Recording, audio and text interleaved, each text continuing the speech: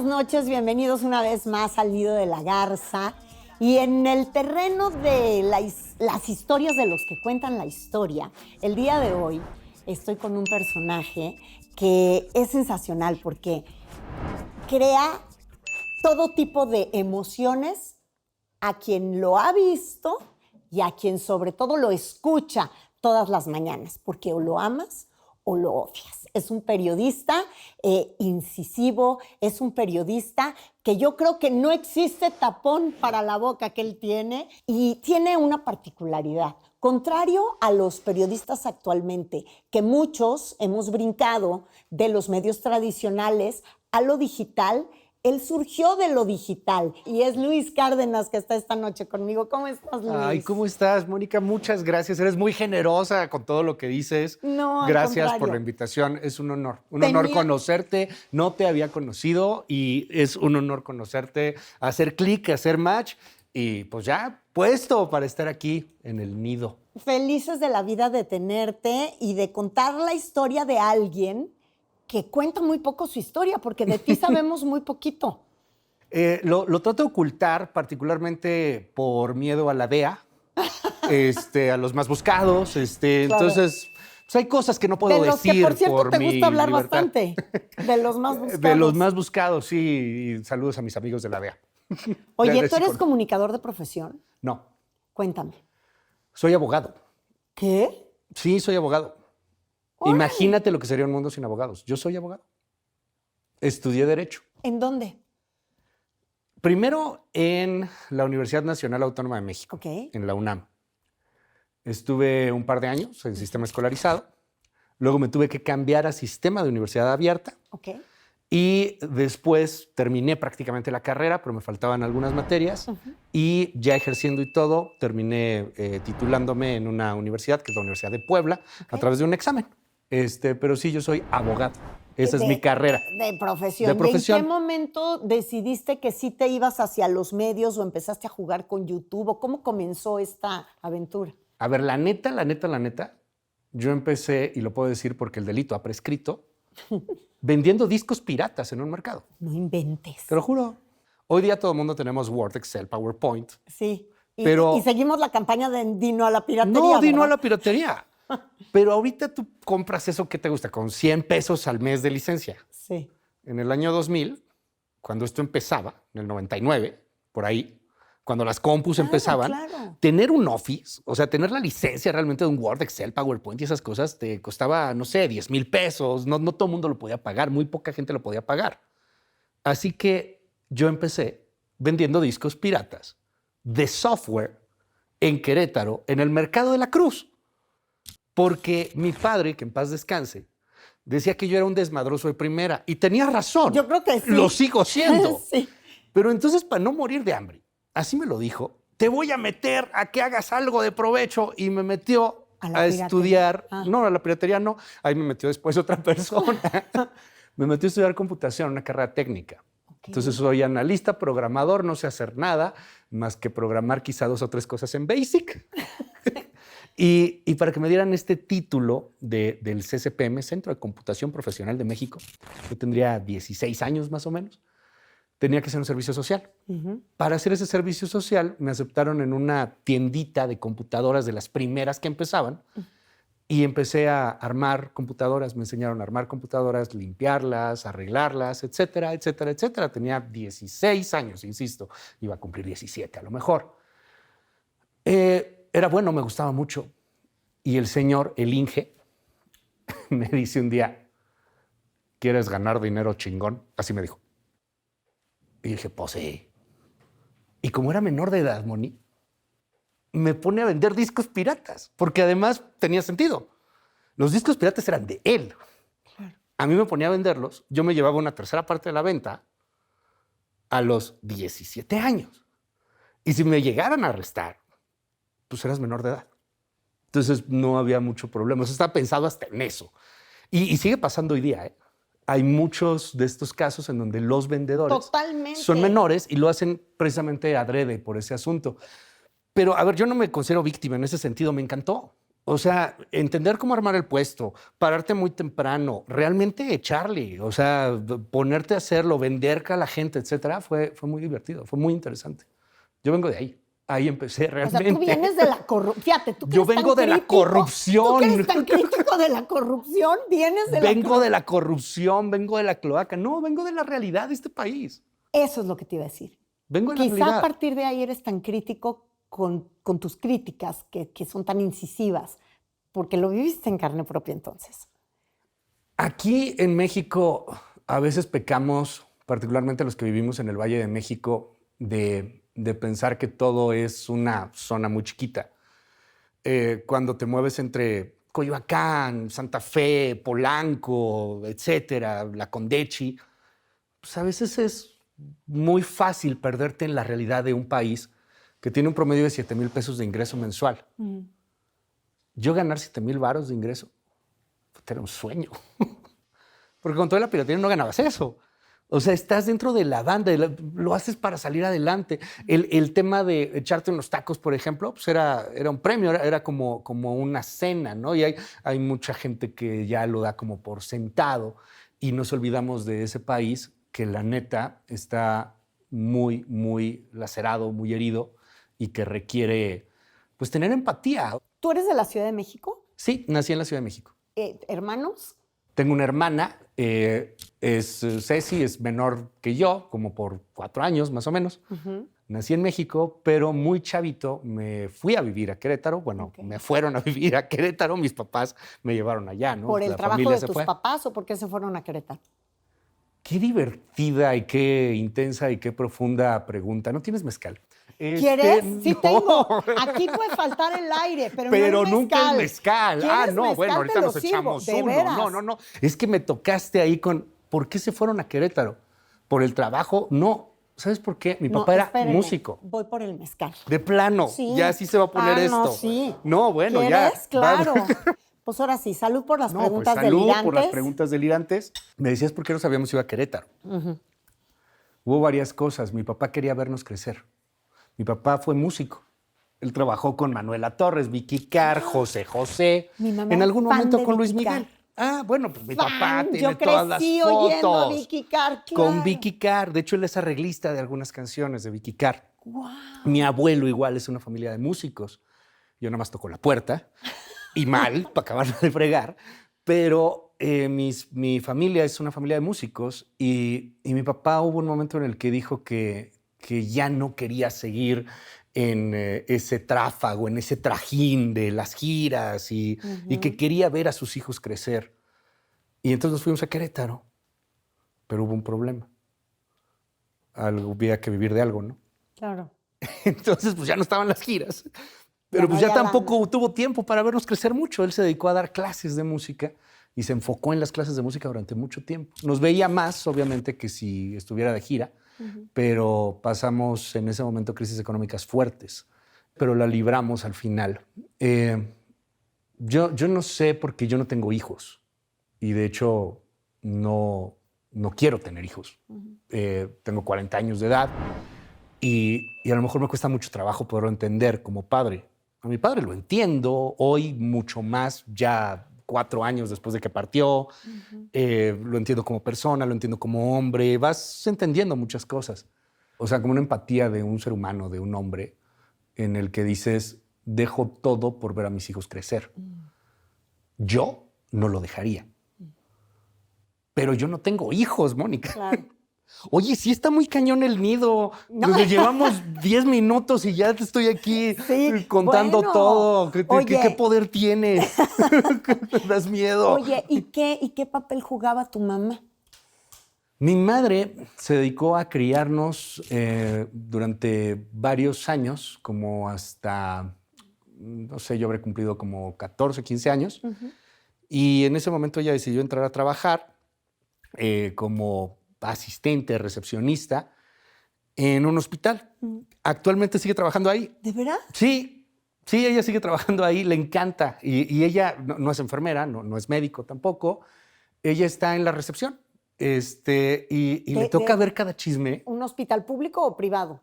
público, es el Hospital del Niño y la Mujer. Ay, en y entonces Querétaro. ya veo de dónde tenías toda la información que traías durante el COVID y tu enfurecimiento en el radio. No, de ahí casi no hablamos. Y casi no había mucha información de ese hospital. Digo, para ser ahí claro. Afortunadamente nos llegaba información de muchos hospitales, pero me tocó ver, eso sí, lo difícil que fue para muchos doctores, para muchas doctoras, para todo el personal de salud, y más porque mi mamá es parte de ese personal, si bien no está directamente con los enfermos. Bueno, sí, más o menos, porque No, la pues, recepción, es pues la los tienes. recepción. Ajá. Sí, todo lo que pasaban y cómo se la rifaron. Sí, por supuesto que sí. Pero me dijiste algo interesante. Mi mamá nos educó hasta más o menos los 15 años porque luego se fue a trabajar. ¿Eso significa que como que se alejó un poco de la educación de ustedes por trabajar? Fíjate que yo siempre fui muy independiente. A lo mejor no lo dije de alguna mala manera o se entendió de alguna mala forma, pero no, mi madre siempre estuvo ahí. O sea, no pensemos en la familia tradicional en mi caso. A ver. Éramos una cosa muy rara. A ver. Éramos totalmente independientes. Yo me iba caminando a la escuela. Es un México muy distinto a este México y vivíamos en Querétaro. Yo me iba caminando a la escuela todos los días desde que estaba en tercero o cuarto de primaria. Mi abuela paterna, ella es política de hueso colorado. Y ella se ponía a leer Proceso y me hacía leer Proceso también. Y entonces el premio era que nos pusiéramos a hojear el Chahuistle, el que hacía el Fisgón, Claro, el Guera, etcétera, ¿no? También que te caen ahora, ¿verdad? También que me caen ahora, híjole, Fisgón, te mando un abrazo. Todavía guardo los libros que me autografiaste. Oye, ¿y cómo eras de estudiante? Porque si te fuiste, o sea, no solo te fuiste a trabajar a los 16 años, eras pirata. O sea, Me fui de la casa a los 17 años. ¿cómo? No solamente me fui a trabajar, me fui de la casa después a los 17 años. ¿Y a dónde te fuiste? Primero a un departamentito ¿Y que ya te alcanzaba? vendía piratería. Cierto. Vendía piratería. Entonces, sí, viví cosas muy raras a esos 17 años. ¿Y por Muy qué, intensas. ¿Y por qué te fuiste? ¿Por qué me fui? Porque me peleé con mi papá. ¿Por qué? Por alguna tontería. ¿Sí por alguna tontería o te cachó algo? No, me cacharon 80,000 cosas. ¿Qué quieres que me hayan cachado? O sea, me cacharon cigarros, me cacharon revistas, No, me pero cacharon ¿te todo cachó en que algún vendías momento. piratería? Él sabía que vendía piratería. No, a ver, claro que él sabía que vendía piratería. O sea, toda la familia sabía que vendía piratería. Wow. Ellos iban al puesto y me llevaban algo de comer. O sea, pues claro que lo sabían, pues es la gente. O sea, cualquier persona que nos está viendo que se dedica al tianguis o vende algo en el tianguis, Claro. Sí, sea pues piratería, es parte de pues la sabes qué es lo que cotidianidad. estás Pues sí. haciendo. Además, no es lo mismo que vender droga. O sea, lo estás vendiendo en un puesto, Pues etcétera. digo, nomás te Es recuerdo que la ilegal. piratería terminó con las disqueras, ¿eh? Es O un debate sea. interesante. ¿Ya viste la serie de Spotify que está en Netflix? No, todavía Es no, pero muy ahora que lo mencionas interesante la voy a porque apuntar. como que evolucionó, pero fue otro tipo de piratería y ahí viene la historia de Napster. Sí, pero esa es otra historia. Regresemos a la Ese que es nos buen ocupa. debate. Entonces, te fuiste de tu casa porque te peleaste con tu papá. Sí, en algún momento. No tiene que haber sido ninguna tontería desde el momento en el que esa pelea hace que te salgas de tu casa. Ujú. ¿Qué pasó? Tienes 17 años. Pues estás en la edad de la punzada, estás como loco, ¿no? ¿Y qué dijeron tus papás cuando dijiste, pues me voy, pues que se vaya? Pues que se vaya. Claro. También era otra época y se ve tan lejana y realmente Cierto. no es tanto, son Tienes 20 razón. años más o menos. Tienes razón. Pero era otro México. Era otro México también. Y mis sea, padres nunca fueron estos papás sobreprotectores. Al Sí. contrario, sí, porque ráscate, a ver, para que veas cómo es. Después regresé, como a los 2 años. Pero ya tenía muchas experiencias, muchas ¿Y cosas. te dejaron regresar? Sí, ya había cambiado todo, ya la cosa era distinta. Pero me decías algo de mi mamá, o decías de mi mamá, y fíjate que mi mamá sí influyó muy cañón en mi historia. Mi mamá es una mamá sui generis totalmente. La historia bonita sería decirte que ella llegaba y todas las mañanas me despertaba con un beso en la frente y me tenía un desayuno preparado. No, se ponía una máscara y entonces me hacía así, le hacía ¡buah! Y yo ¡ah! ¿Es en serio? Sí, bromeábamos de una manera maravillosa. Me enseñó a tener un sentido del humor súper, súper negro. Y es la persona más chismosa que conozco. No me digas. Sí. Entonces, en alguna ocasión, había una cosa en la calle, una sirena, y era un camión de bomberos. Entonces mi mamá iba manejando, yo tendría 14 años, más o menos, 13 por ahí. Vamos a seguirlo, ¡vamos! Y lo seguimos hasta el incendio, y allí estábamos en el incendio y viendo qué pasaba. Por fuera, obviamente, no nos metimos a O sea, las tu mamá llamas. por Bill Morbo. A ver, ¿a dónde Claro, van? claro, mi ¿Dónde mamá está es una el- sí. señora chismosa, a la que quiero muchísimo, pero es una señora chismosísima, por supuesto. Pero este fantasmita, este gusanito del periodismo, entra con ella. O sea, sí, por la abuela que te hace leer Proceso, porque son súper políticos, porque había debates filosóficos, por lo que tú quieras en esta familia extrañísima. Sí, pero la que te pica la curiosidad Es fue mi tu madre. O sea, mira, ¿por qué no vamos y seguimos? Pues sí, ¿por qué no seguimos al camión de bomberos? Y yo me empecé a clavar mucho en ese tema ya desde los 14, 15, en la escuela, en la prepa. Todo lo que tuviera que ver con comunicación me apasionaba brutalmente. ¿Y en qué momento decides prender la cámara y hacerlo de manera independiente? ¿O cómo fue? Es que es muy raro, es pues, parte de toda esta historia un poco enredada. Eh, Mi padre, al ser músico, tenía también muchos juguetes electrónicos, le gustaban mucho las cosas electrónicas, el piano y el MIDI, las computadoras y todo. Y entre lo que le gustaban eran cámaras. Le gustaba tener cámaras. Él tenía cámaras de fotografía y algunas cámaras de video. Tenía esta cámara, 8 milímetros, y me dejaba usarlas. Entonces empecé a usarla.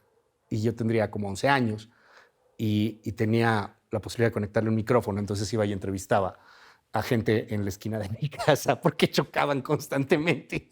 Y yo salía, ay, güey, ¿por qué chocó? Es que hay que poner un tope aquí, cosas por el estilo. Eso es a lo mejor ahí asusado por mi abuela, ¿no? Que era la que Sí. siempre estaba quejándose de todo.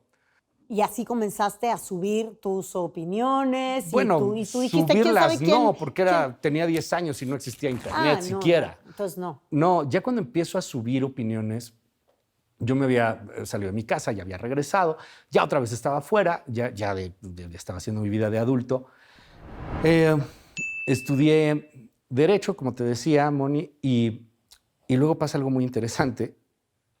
Odio el derecho, ejercerlo. Y yo no puedo hacer algo que no me gusta. Perdón, no Entonces, puedo ser hacer algo pasante que no me lo gusta. padeciste como un tormento. Es que sí, o sea, no me gustaba la tramitología, cometí algunos errores que eran garrafales. Neta, no me gustaba. Yo quería estudiar Derecho porque en el fondo quería ser político. No. Por eso me metí a la UNAM. Cuando me meto a la UNAM me doy cuenta que los políticos están en el ITAM. O sea, llegué en el periodo neoliberal, ¿no? Entonces, bueno, después de un desalojo por un sumario mercantil que hicimos, decido no dedicarme más al derecho. Tengo la carrera y está, sí, me ha servido mucho, me encanta el estudio pero no ejercerla. Soy el peor abogado del mundo. Y decido no hacerlo y solamente dedicarme a cosas creativas, como que grabar bodas, 15 años y primeras comuniones. No. Pues era lo que había para sacar dinero. Júramelo. Sí. Tengo unas historias buenísimas de las bodas. Me imagino lo que uno no ve en las bodas. A ver, una vez no llegó la novia No. porque la habían encerrado, Mónica. ¿Para que no se casara? Sí, la suegra. No. La suegra encerró a la chava, porque además eran bodas que yo grababa por $1,000 o $600. Lleve, lo ponía ahí en los anuncios del periodiquito. Sí, sí. Y pues eran, o sea, a ver, tenía unas camaritas ahí súper chafas, o sea, no podías pedir mucho. Claro. Y evidentemente que mi mercado, pues no era un mercado fifí, era un mercado barrio. Sí, claro. Entonces veías ahí cómo se agarraban a guamazos y cómo la señora había encerrado a la novia y la novia llegó y desgreñó a la señora, a la que es su suegra. No, era muy divertido. Grababa 15 años, grabábamos bautizos, fotografías infantiles con una impresora ahí que habíamos comprado. Es increíble, Te lo Luis, juro, porque cualquier con cosa. todo esto que me cuentas, digo, tú me lo cuentas muerto de risa, yo me río contigo, pero la verdad es que lo que estás generando ahí es un pulso social bien interesante y bien importante para después tu ejercicio periodístico. Yo creo que el periodista es testigo del poder, pero es testigo de una sociedad. Sí. Kapuczynski, este gran periodista, siempre dijo que había que vivir el periodismo para realmente poderlo contar y él mismo hablaba de que la objetividad no existía. cuando quieres contarlo todo solamente desde el escritorio, pues, la verdad es que no funciona. Así Cuando es. cuando no entendemos por qué la gente está enojada y cuando no entendemos por qué está pasando temas económicos, pues No lo obviamente entiendes no. si no has hecho calle. Exactamente. No lo entiendes si no has salido a la calle. Sí, si no te ha dado hambre. Es muy difícil entender y ponerte en los zapatos de alguien cuando no has tenido hambre. Lo vimos ahora con estas campañas o con esto que estamos viendo. Con las campañas que no son campañas. Con las campañas que no son Así campañas. Yo me acuerdo estos regañando a la sociedad civil. Varios. Ah, pinches ciudadanos, es su culpa. Güey, o sea, ¿qué día qué día has tenido hambre? Hambre de verdad. Y luego te pones a platicar con ellos, tú lo sabes mejor que yo. No, es que sí me acuerdo ese día que llegamos de Ámsterdam y estaba todo cerrado, No no había habíamos comido. nada, no. Y la muchacha no compró nada y tuvimos que comernos unos panes Bimbo, ¿no? Así, o sea, a ver, perdón, te falta, tendrás mucho mundo, pero te falta barrio. ¿Y en qué momento brincas de la grabación de las bodas, 15 años, fiestas infantiles, a ya una editorial? Siempre pienso que todo pasa por algo. Y muy cerca de donde vivía, y donde pues, vivía, también editaba y hacía todo, había una oficina de enlace legislativo del diputado Ricardo Alegre Bojorquez, era diputado panista federal. Ándale. Y no había Facebook, no había, o sea, empezaba a verlo, pero no es como hoy. Para las generaciones de hace mucho tiempo, recordarán que poníamos papelitos en la calle ofreciendo nuestros servicios. Claro. Todavía hoy se ponen, pues, pero yo ponía papelitos en la calle y decía, hago videos. Y al diputado le urgía algo, que era grabar un evento, algo por el estilo. Y entonces alguien de su personal llegó y me habló por teléfono y, oye, ¿tú grabas videos? Sí. Ah, pues ya fue a ver. No, pues es un diputado y queremos grabar el evento. Y cuando dijo diputado, ay, qué padre, a ver. Le grabo el evento y además le gusta, platico con el diputado y le digo, oiga, pero para su informe podríamos hacer tal o cual cosa. Y empiezo a producirle su informe. Él me da chance de hacerlo también. Creo que más porque no tenía alguien más que lo hiciera y porque le urgía que porque lo hubiera convencido. Sí. Pero al final le gustó y me recomendó con otros y a otros. ¿Y ti te gustó hacerlo? Y a mí me gustó estar detrás de cámaras también y hacer estas cosas. Hasta que un día me empieza a ir un poquito mejor. Tengo un equipo un poco más grande. Y jugando, te lo juro que fue jugando técnicamente hablando. Hoy la tecnología ha avanzado brutalmente, pero en ese entonces hacer un green screen en tiempo real con una computadora era prácticamente imposible si no tenías una máquina que hiciera el green screen. Bueno, había un software que empezaba a hacerlo. Me acuerdo que el software se llamaba Wirecast y yo lo había conseguido, legalmente, por supuesto. Sí, no crees que lo pirateé, no. Pongo el Wirecast y pongo una mugre cortina verde que fui a comprar a la parisina, así. Sí. Y mi idea era ver si realmente se podía hacer eso en tiempo real, o sea, muy en la onda de producción. Dije, mira, sí se puede. Se veía medio del nabo. Un día viendo noticias, veo el video de cómo en Villas de Salvarcar acababan de matar a unos chavos. Estaba gobernando Felipe Calderón. Matan a unos jóvenes, Mónica, y está Calderón allá y algunos de los funcionarios, particularmente municipales, se burlan de las víctimas por su modo de hablar. Y a mí la verdad me prendió, me enojó mucho. Y tenía mi pantalla verde toda cucha. Y como una forma de catarsis, me puse a grabarlo.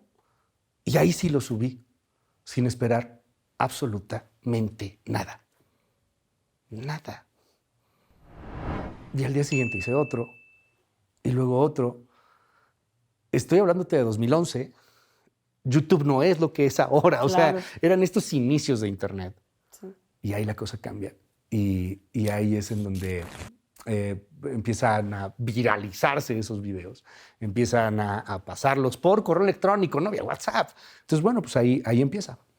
Ahí es como empieza este asunto y lo hago como un hobby diario. Empiezo a grabarme diario. Después del hobby, se torna un poco más serio Sí, cuando te amenazan, ¿no? Cuando me amenazan. Digo, ya cuando uno empieza a recibir amenazas, pues ya toma todo otro color. Porque empiezo a hablar del crimen organizado. Claro. Todavía, yo creo que este país despierta de su inocencia cuando matan al hijo de Javier Sicilia. Antes la nota roja seguía siendo nota roja en los interiores de los periódicos. Como que no había este boom de la violencia tal cual. Cuando matan a Javier Sicilia creo que es cuando ya todos entendemos, pero cuando estaba empezando a hacer estas cosas todavía no había pasado esa tragedia. Pero lo que sí pasaba, me llamaba la atención, es que en esta red llamada Twitter, hoy se llama X, había gente con el hashtag ReynosaFollow y subían imágenes y subían texto, porque no había tanta imagen, de que había una balacera, de que la cosa estaba fea. A los 2 días, tú veías esa nota en el Universal, en La Jornada, en el Excelsior, en algún lado. Entonces, lo que te estaban diciendo estos cuates 2 días antes era cierto. Se me ocurre empezar a hacerlo en tiempo real. Entonces, veía al ReynosaFollow, oigan, que hay una balacera en tal... Y me ponía a grabarlo, lo subía y empezaban como que a mover ese video también. Y sabes lo que pasaba. Claro. Era ese 2010 en donde los Zetas estaban Así es. azotando la tierra. De rodillas tenían Sí. al Estado. Y por desgracia no parece que hayan cambiado muchas cosas, ¿no? Eso es lo que hacíamos. Eso es lo que empezaba a hacer. Y ahí es cuando empiezo a recibir algunas amenazas. Y cuando te empiezas a dar cuenta de que, pues, de que la cosa está cañona, de que los medios no están reportando muchas cosas. Pero cuando veías a todas estas personas, te hacías sus amigos por internet y ellos te contaban lo que había pasado, tenías que reportarlo. Y así lo empecé a reportar con el México Rojo de Noticias Digital. Y todos los días lo subía y lo subía y lo subía y se empezó a viralizar y empezó a moverse y empezamos a crear una comunidad. Y Una comunidad donde, por cierto, varios periodistas, una mujer particularmente, murió sí, por hacer lo mismo. sí. Pasaron muchas cosas, fenómenos interesantes como el blog del narco. Yo conocí al fundador. El fundador del blog era un chavo, estudiante de ingeniería en sistemas, de seguridad informática particularmente, y lo que él hacía era publicar cualquier cosa que tuviera una imagen o un video. No verificaba nada más. El texto, tal cual como se lo mandaban, lo publicaba, y lo publicaba, y lo publicaba. Después, a su vez, pasó ese blog a otras personas y... Pues era un vocero. Era un vocero. Y al final de cuentas ahí hubo un problema porque entre los mismos cárteles empezó a hacer un sistema de comunicación. Y los cárteles pensaban que el blog estaba con tal cártel o con el otro cártel. El tipo terminó francamente mal. Entonces, bueno, hay muchas cosas de las cuales me fui dando cuenta y que me fueron despertando muy cañón al México de todos los días. ¿A dónde te estabas metiendo, además? ¿Dónde estabas metido? Una cloaca. Sí, pero es la cloaca en donde vives, en el país que te toca, ¿no? Y eso tenemos los periodistas, eso tenemos los que nos dedicamos a esto. Vamos atrás del mentado camión de bomberos. Así es. No huyes del incendio, vas al incendio, vas al incendio. Qué gran analogía. Ahí estábamos. Y ahí más o menos nos hemos mantenido. Digo más o menos porque ese ha sido uno de mis principales temas siempre. Sí, el tema de seguridad nacional, el tema de México roto, todo este asunto, es algo que hemos seguido muy, muy de cerca. ¿Y es así como se acerca MBS a ti? Es muy interesante cómo se acerca MBS porque primero me llaman por teléfono, ya me tenían amenazadísimo por muchas vías y yo estaba con pánico.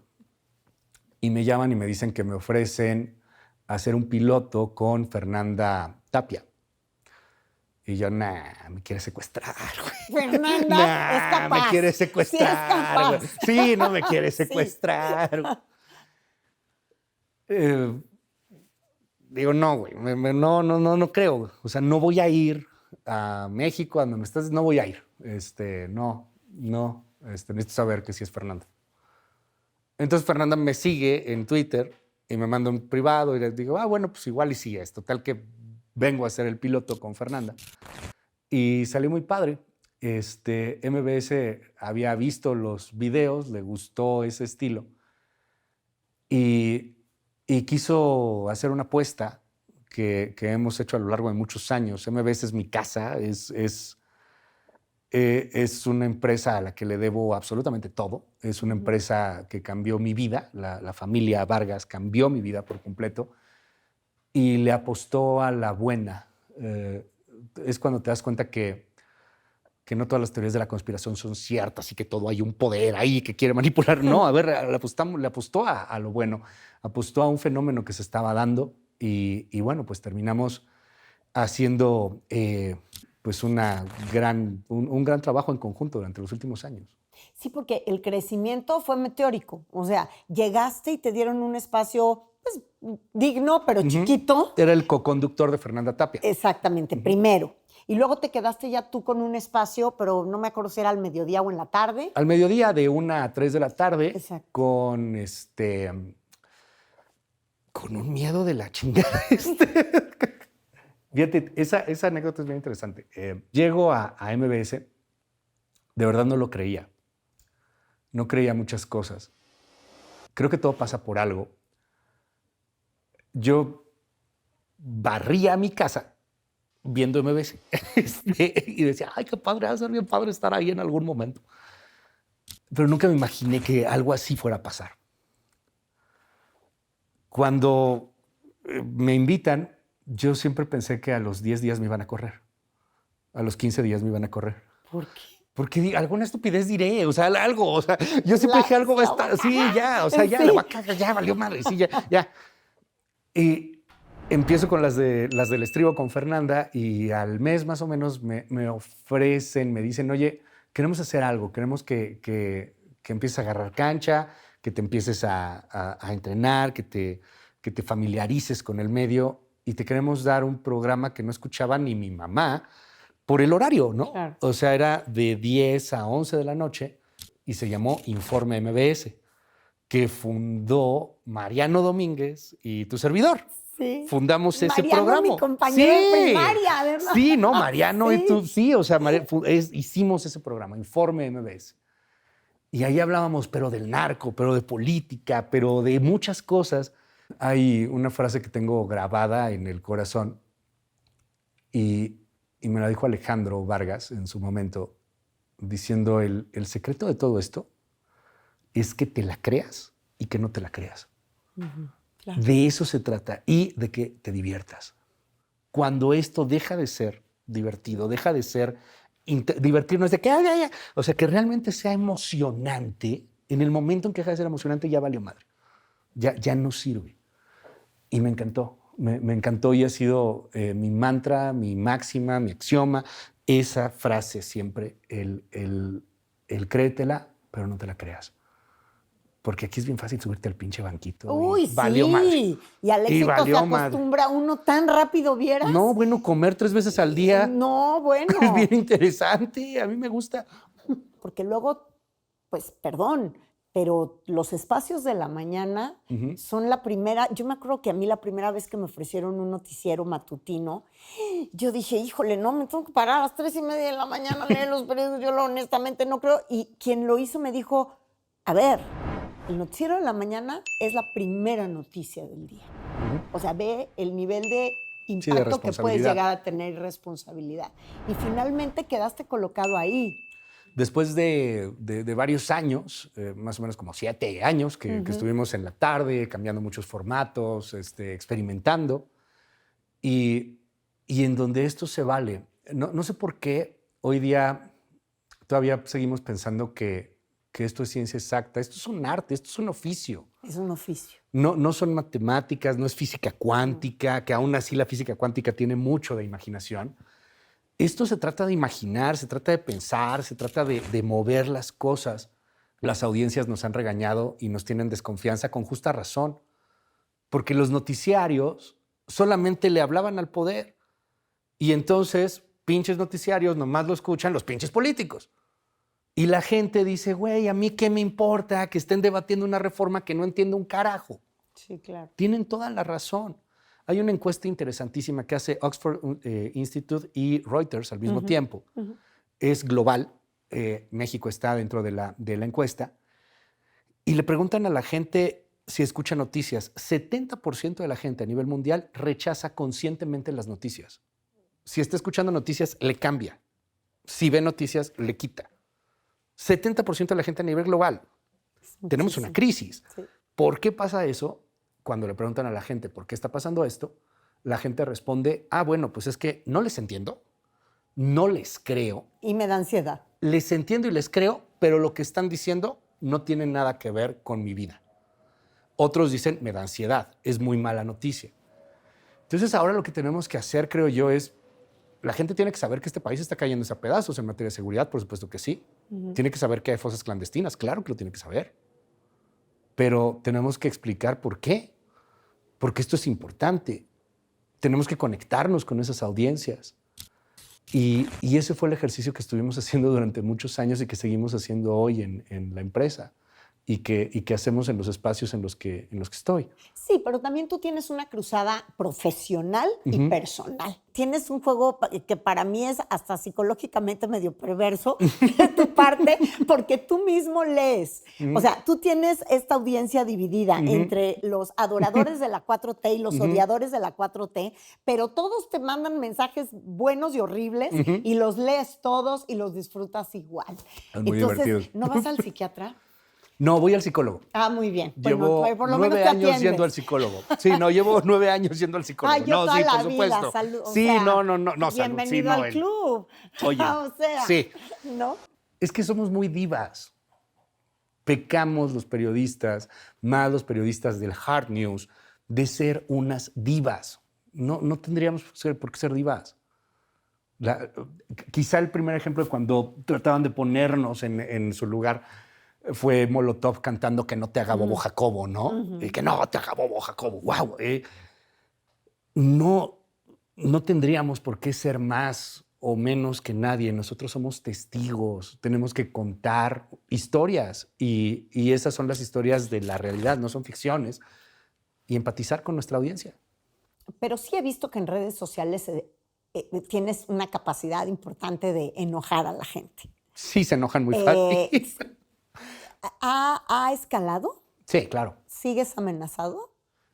Bueno, las amenazas más serias que recibí en su momento fueron cuando hacía el espacio en YouTube y porque eran amenazas de crimen organizado que sí realmente me preocuparon, me preocuparon muchísimo.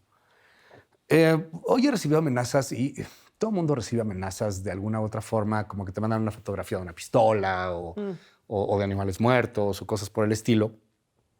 Pero claro que es preocupante, pero es muy global. Te lo están mandando a través de Twitter. Claro. Y lo están tratando de hacer para amedrentarte, para que no digas cosas. Hay mucho fanatismo también. Hay un tema muy serio en torno a las amenazas a periodistas en este país. Y creo que por desgracia se ha frivolizado.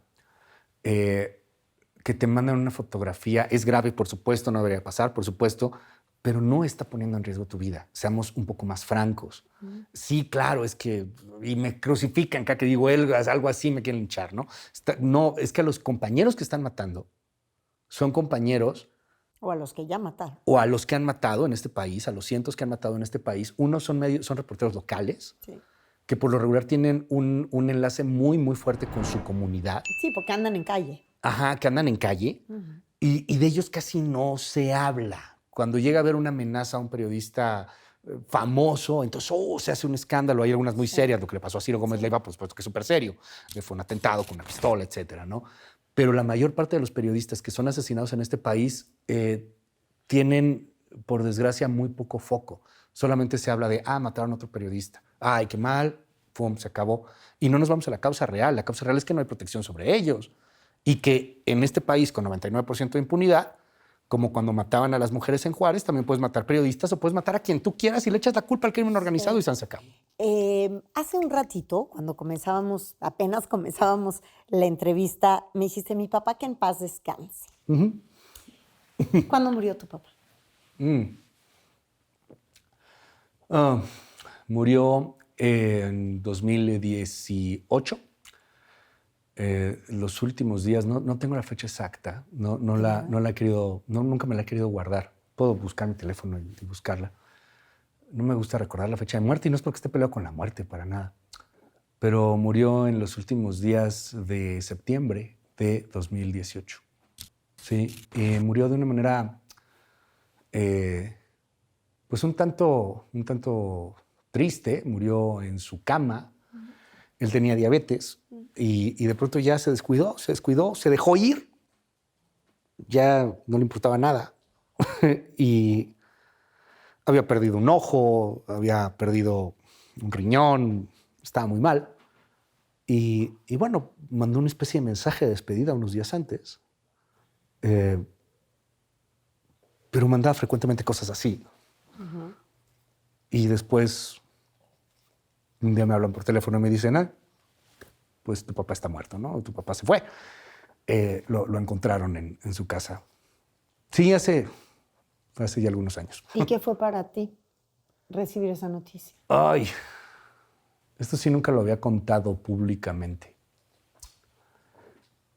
En los últimos meses mi papá y yo estuvimos muy distanciados. Uh-huh. Y yo estaba al pendiente de él en lo económico. Yo lo apoyaba en lo económico, rentaba la casa donde estaba al pendiente de los doctores, enfermeras, etcétera, pero no lo iba a ver y él solo quería que lo fuera a ver. ¿Y por qué no lo ibas a ver? Un tanto por que en el fondo yo creo que no quería. No lo quería ver así. Y también se vale, ¿sabes? Y otras veces, sí, no lo sé, no, digo, en las terapias en las que estamos, ¿no, Mónica? O sea, al final, ¿sabes? Lo vas aceptando. No me lo recrimino, no me lo reprocho, pero mi papá pues siempre quiso que yo lo fuera a ver por una última vez. Como que yo pensaba que no iba a llegar esa última vez, ¿no? Como que no es el momento, no pasa nada. Y el hecho de que se haya ido me ha hecho entender mucho lo breve que somos. Lo efímero. Lo efímero. Uh-huh. Y lo que vale la pena, que es el aquí y ahora, estar contigo ahorita, disfrutando un mezcal, estando con Loto, disfrutando esta entrevista, esta conversación. Eso es lo que vale la pena en el mundo. Cuando te das cuenta de los días que te quedan, porque uno no sabe cuándo se va a ir, ¿no? Pero yo tengo una especie de como de calendario y dices, oye, mira, ¿cuánto falta para que yo cumpla 75 años? A lo mejor uno dura hasta 140, quién sabe, ¿no? Pero nomás para los 75 años y vas viendo cómo se van llenando todos estos cuadritos, porque ya pasó otro día, otro día, otro día, otro día. Es lo que es. Sí. Y tú decides cómo lo disfrutas o no lo disfrutas. ¿Y ya te despediste de tu papá? Sí, claro. Sí, de muchas formas. Sí, de muchas formas. ¿Lidiaste mucho con la culpa o sigues lidiando con ella? No. Al principio yo creo que sí, un poco. Al principio sí lidié, sigo lidiando con ella. No, creo que mi padre está en algún lugar muy feliz. No creo particularmente en esta visión de que seguimos siendo lo mismo. Creo que al final somos una especie de energía. Uh-huh. Y esa energía creo que sigue ahí y que de alguna u otra manera regresamos a una especie de origen, si lo quieres ver de esa manera. Uh-huh. Y creo que está en paz. ¿Y eso tú estás es muy difícil. En paz? Yo estoy en paz. Sí, yo sí me siento en paz en ese punto. Me gusta recordarlo. Uh-huh. Y es un poco raro decirlo con una cámara aquí enfrente, pero como tengo mezcal, pues no pasa nada, todo ¿verdad? Se puede. Sí, todo se puede, no hay bronca. Sí, pero no, claro que sí. Sí, sí es una... Sí se nota la ausencia de... De pronto me pongo a pensar, ¿qué diría mi papá de esto? ¿Qué haría mi papá aquí? ¿Por qué mi papá hizo esto, no? Y lo piensas de cualquier persona que se fue. ¿Y él hubiera ido a ver a mi papá? Pues ya no fui. Ya lo sé, pero ¿es algo que te persigue? No, que estoy todos los días con eso, no, por supuesto que no. No, es algo que me hubiera gustado hacer y no puedes cambiar que eso te hubiera gustado hacer. Ya no lo hiciste, es el pasado. Sí. Y el pasado no es algo más que nos contamos, punto. No existe. No existe. Como el futuro tampoco. Así es. Entonces ahora aprendes y tratas de no repetir el mismo error, aunque luego lo repites, ni modo. Claro. Toda esta conversación me has hablado, o sea, está llena de anécdotas súper divertidas. Me ha sorprendido mucho que tienes una historia hasta hilarante dentro del propio drama, es como dramedy. Sí, ¿no? ¿verdad? Sí, O sí, sea, es dramedy. Oye, me encanta, voy a hacer eso. Del Sí, dramedy. es el dramedy. Pero no encuentro a un Luis que no esté, en algún momento, que no esté solo sobreviviendo o saliendo adelante. ¿Dónde estás tú? ¿Dónde está tu vida amorosa? ¿Dónde están tus momentos de decir, a mí lo que me gusta es subir montañas o ir a bailar o, no sé, eres noviero? Fui muy noviero en su momento. Fui. Lo traicionó el inconsciente. El mezcal fue. Y ya ahorita, crack. ¿Fuiste muy noviero? No, fui muy noviero. Tengo una relación hermosa con mi pareja. Ella se llama Carolina. ¿Estás casado? La amo mucho. Prácticamente. No, uno está casado o no está casado. Uno no está prácticamente casado. Prácticamente, vamos a casarnos muy pronto. Okay. Pues bueno, prácticamente, pero vivimos juntos desde hace ya varios años. Legalmente hablando, podríamos decir que sí, estoy casado en ese sentido. Y ella es psicóloga. Pues después de muchas cosas, yo he descubierto que lo más importante en una pareja es que te dejes ser y que tú dejes ser y que todos sean. Porque cuando Carolina es la pareja de Luis y Luis es la pareja de Carolina y entonces no nos definimos uno sin el otro, hay una gran bronca. Y cuando somos Luis y Carolina, ya no hay esa bronca, ya somos un equipo y eso es muy bello. Entonces, esta independencia que tenemos entre nosotros nos hace, creo que nos hace muy fuertes como pareja y nos hace también muy románticos, muy amorosos, muy en serio, muy de lo que es. Me gusta viajar, adoro viajar a donde sea y para lo que sea. Si tengo esta pasión de escalar, no es escalar como tal, pero caminar en un cerro, en un bosque. Soy una persona que se pierde y que se pierde particularmente en su soledad. Me gusta hacerlo solo. Inclusive sin mi pareja. Fíjate, pues en totalmente eso solo. Coincidimos tú y yo mucho. Sí. Yo lo hago mucho. Sí, salir y hacerlo solo, irte un fin de semana, solamente a caminar, perderte en algún pueblo. Leo mucho y leo de todo. Adoro la comedia. Me fascina. Me queda claro. Me encanta el teatro. He querido cantar. Tomo clases de canto. ¿En serio? Pero no lo he logrado. ¿Tomas clases de sí, canto? claro, pero ¿A no qué lo he hora, logrado. Luis? No, aquí la pregunta Los martes de 12 a 1 de la tarde. ¿En serio? Sí. Es mi única fecha, así que tengo súper apartada.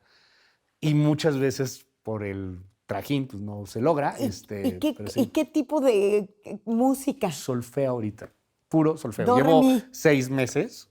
Y hemos tratado de poner una rola y otra rola, pero al final le digo, mira, a mí me encanta venir y hacer ejercicios y concentrarte en si llegas o no llegas en la nota.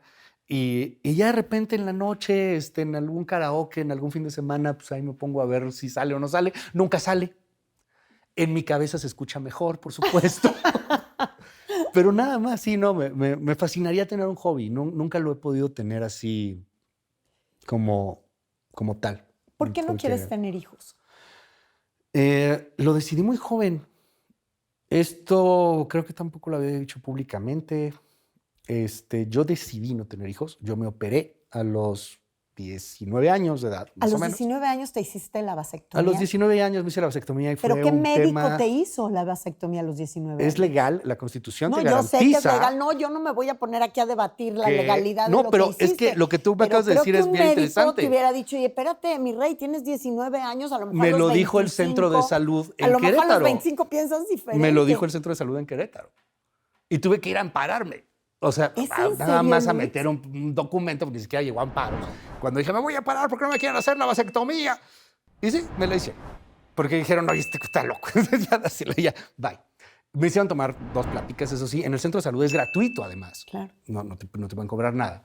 Supongo que un médico privado puede negarse a hacerla. no lo sé legalmente, pero un centro de salud no puede negarse a hacerla. Y sí, lo que me dices es un tema del cual ya ni me acordaba. ¿Por qué no lo quise tener? Hay esas cosas en donde uno se siente muy seguro.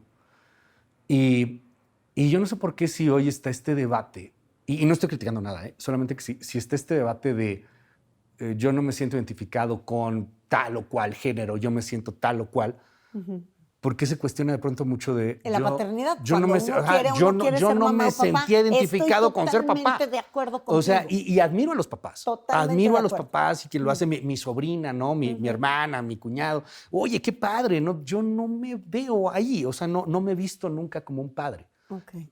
No sé si es un miedo a la responsabilidad, pero yo te diría algo todavía peor si nos vamos a una escala de valores tradicionales. Es porque ser egoísta.